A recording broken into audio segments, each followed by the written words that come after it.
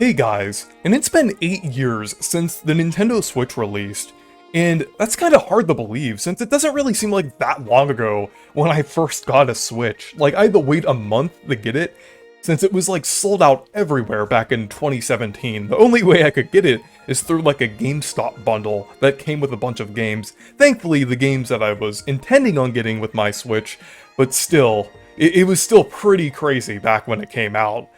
But ever since then, like a ton of things have happened, and we've just come so far since 2017. So I wanted to discuss that, as well as basically what happened over the past year. And this past year seemed to be basically kind of the last full year of the Nintendo Switch before the Switch 2. Like, this is probably gonna be the last video in this series that I make about, like, the Nintendo Switch I've been doing this, like, almost every year since the Switch released, which is crazy. But I'm gonna have to start doing it for the Switch 2 next year. But yeah, a lot has happened. But before we get started, I wanted to mention that I have a goal to hit 30,000 subscribers before the Switch 2 launches. So if you enjoy my content, consider subscribing, and if I hit that goal, I will give away a copy of the new Mario Kart game. But yeah, we've come a long way. The Switch recently hit a milestone of 150 million units, which is crazy, and it kind of makes sense why the console has been sticking around so long. Like, this has been one of the longest generations for Nintendo. I think, like, the only other comparable consoles to this are the Famicom/NES for how long that console lasted, as well as the original Game Boy, and I guess, like, almost the Wii to an extent. Like, even though the Wii U released 6 years after the Wii did get some support, like, over the years, and it did last a little longer than most regular Nintendo consoles. So it's kind of similar to that, but even more extreme. And it's actually pretty close to outselling the DS. I feel like within the next year, it probably is going to outsell the DS, like even with the Switch 2 on the horizon. And it might even eventually outsell the PS2 as well, like with the amount of games Nintendo still probably has planned, even though they're probably mostly ports. I could still see Nintendo trying to push out like another 10 million units for the console. I think it's possible, since they could really kind of market the Switch as like a lower budget console when the Switch 2 releases, kind of getting people who want a cheaper way to play some games to like buy a Switch. So I could definitely see that happening. I could honestly, realistically see a price cut happening this year. Like, I know I was thinking over the past like 2 or 3 years that the Switch would get a price cut, and it never got one, but I feel like the Switch 2, it really makes sense to have a price cut after the Switch 2. That would just be kind of weird if it didn't. It's just weird that it would be selling like just as much as it did in like 2017, with the Switch 2 being out. So I really think it's probably gonna get a price cut. Maybe not like super drastic, but at least like a little bit. Over the past year, there have definitely been a lot of positive things that happened. When I mentioned last year that there was like no sign of any fix-it-later approach games, basically games that add content that should have been there from the start after launch, kind of like Mario Strikers Battle League, the Mario sports games on Switch in general, as well as Nintendo Switch Sports. The same goes for this year. There hasn't been any fix-it-later approach pseudo-live service games. I feel like Nintendo probably learned their lesson at this point.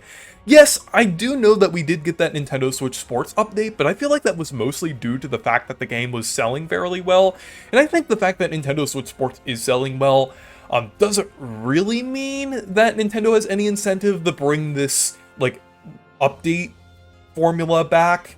Because I feel like Nintendo will only see, like, the fact that people want more Wii Sports style games rather than pseudo live service games out of Nintendo Switch Sports sales, because Nintendo Switch Sports sales didn't really have anything to do with the fact that that game was getting free updates.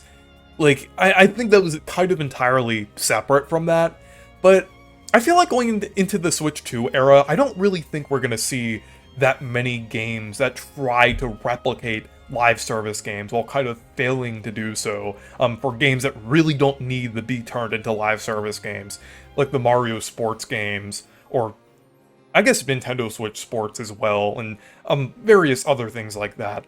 The free update model really only works with things like Splatoon and arguably Animal Crossing. If it's done in Animal Crossing on the Switch too, I really hope they improve it, because I love New Horizons, but I do feel like it could have used a little more content at launch.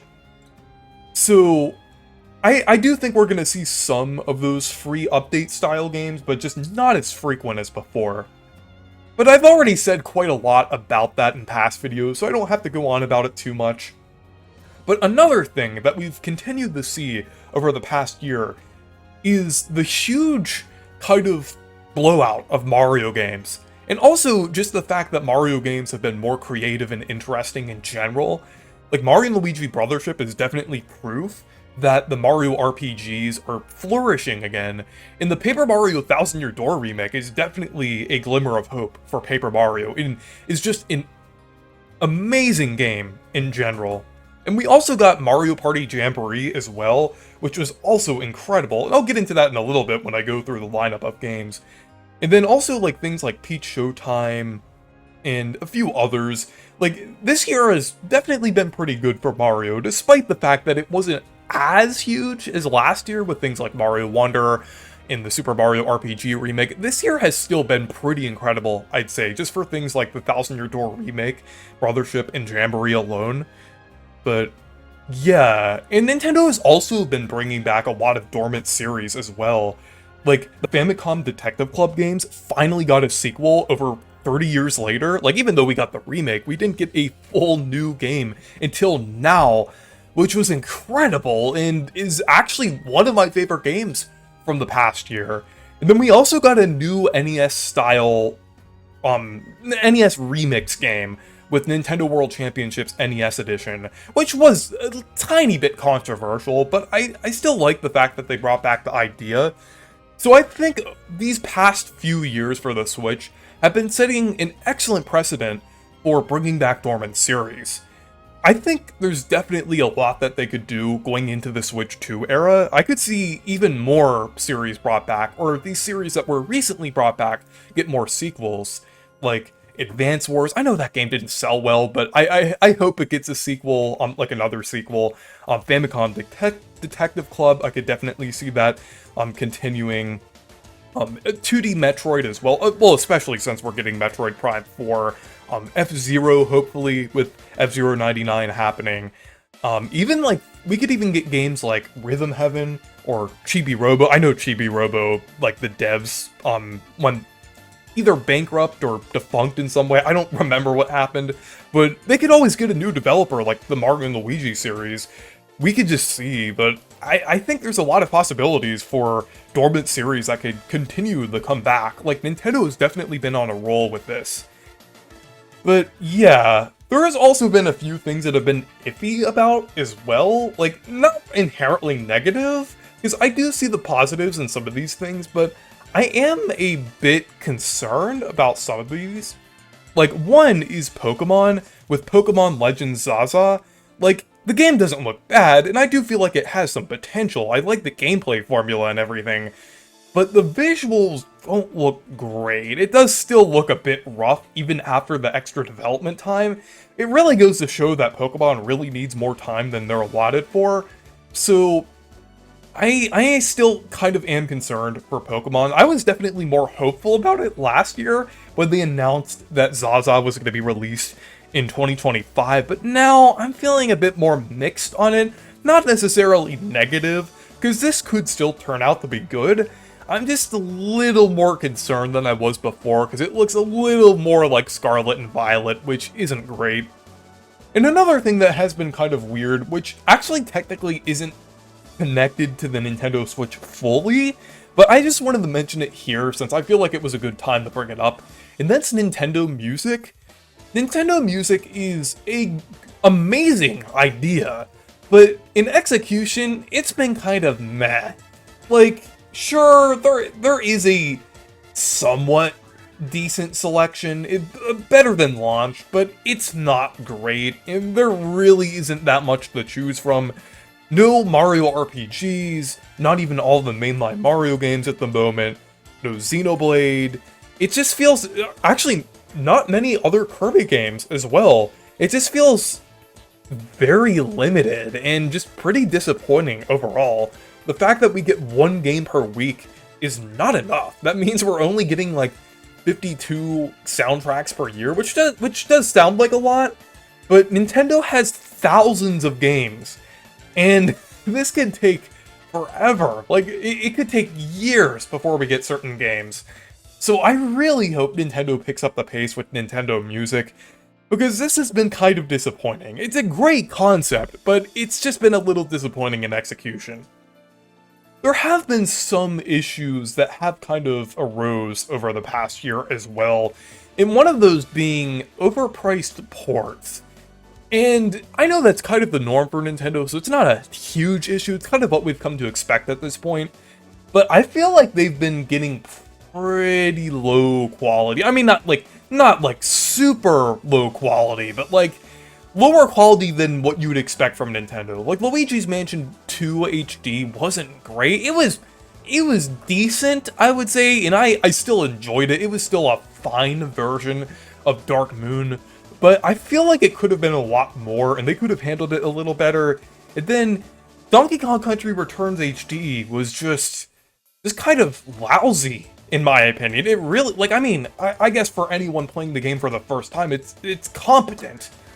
But it doesn't look great for a Wii port that's $60. Like, they could have put in a little more effort than that. Like, they could have... I feel like Nintendo should have gotten a different studio to work on it, because Forever Entertainment doesn't have the best record of games that they've developed over the years. So I feel like they could have done a little better with that. Like I said, it's not a huge issue, because we're kind of expecting that from Nintendo, but it's still kind of disappointing nonetheless. And then there's also different issues with Nintendo Switch Online as well. Like, it seems like there have been a few issues that kind of have arose from Nintendo Switch Online over the past year. Like, they haven't added many notable games. We did get Wario Land 4 recently, which was nice, and I think we got Metroid Zero Mission over the past year as well. But most of the games that they've been adding really aren't that notable. And they have been adding some games that are untranslated as well. I mean, that's not a huge issue when it's a puzzle game that doesn't require much translation anyway.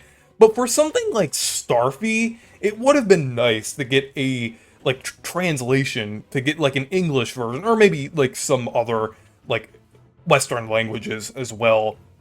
But it kind of is disappointing that they didn't do anything. They just dropped them on the expansion pack without doing anything. The premium expansion pack that we pay $50 a year for and didn't do anything.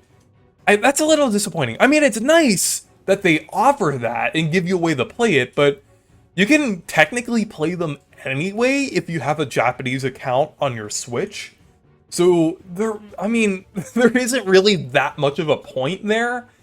I mean, I guess Nintendo doesn't really intend on you to have a Japanese account, but still, it's like, I wish they did put a little more effort into it, since people are paying a lot of money for these services.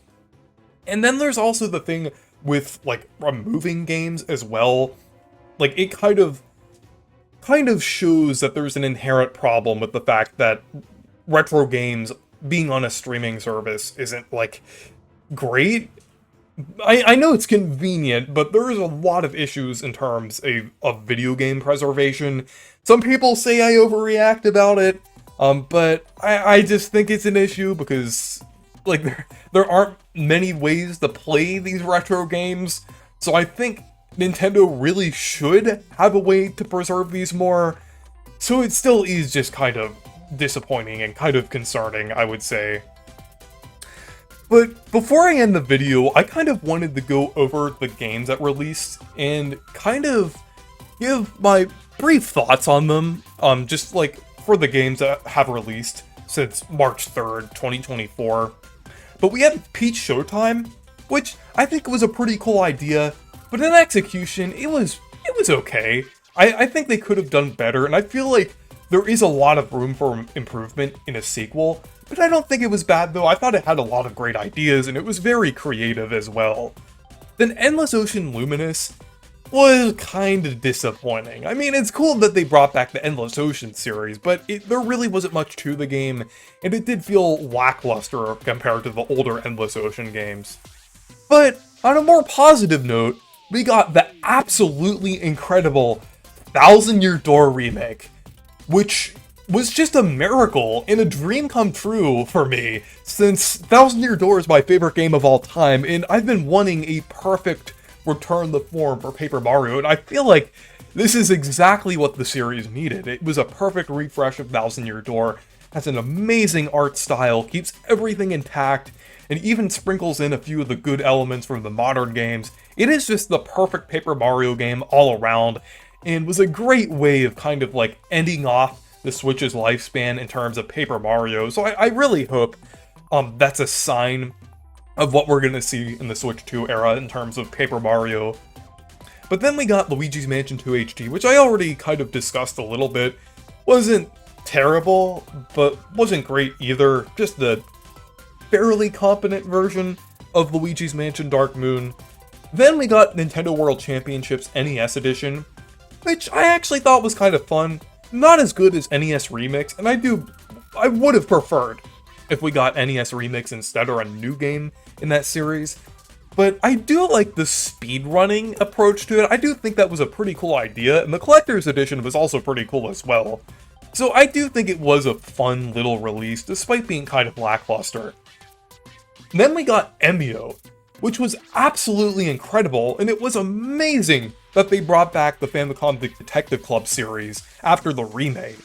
It is just incredible, the story's amazing, and I feel like it's not getting the credit that it deserves. It's honestly one of my favorite games that released in 2024.